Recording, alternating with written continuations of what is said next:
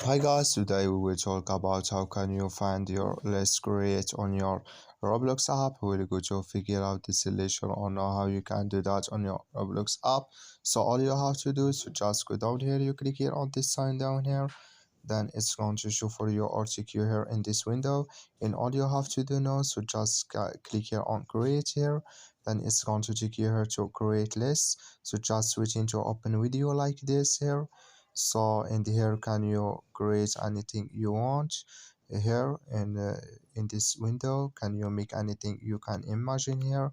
So in this window, so in the everything you need to start building for free here, can you add it here in this window here in this list, and you just click here on creator here, and here you can so like here we would click here and it's going to take us to next window here.